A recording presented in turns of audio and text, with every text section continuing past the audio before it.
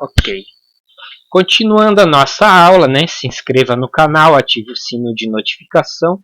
A gente está falando dos conceitos chaves, né? Os princípios chaves da termodinâmica, certo?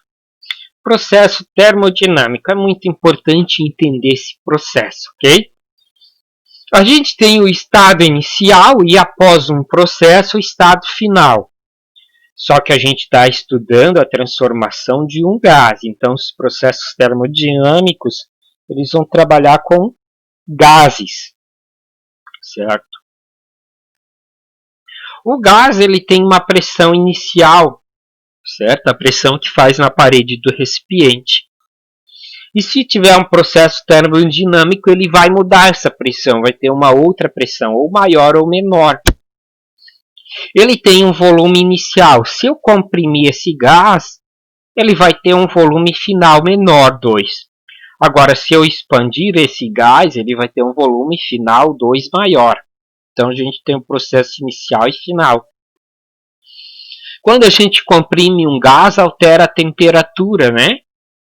Ela vai ter uma temperatura 2 se o gás expandir menor, se o gás for comprimido maior. Ou a gente pode propriamente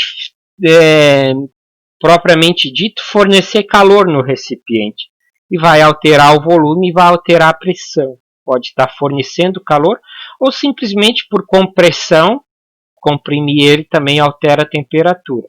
E a gente pode ter outras grandezas aqui, por exemplo, a densidade, né?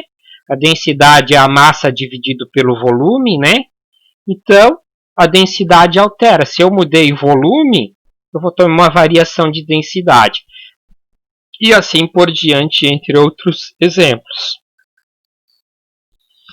O trabalho realizado por uma transformação gasosa W. Né? O trabalho ele só pode ser realizado quando houver variação de volume de um gás.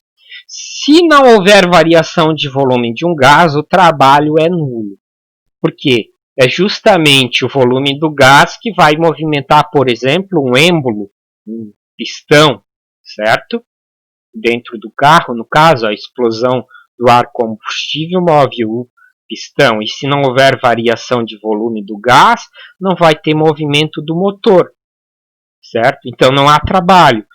Temos o conceito, né, que o trabalho é o produto da força pelo deslocamento.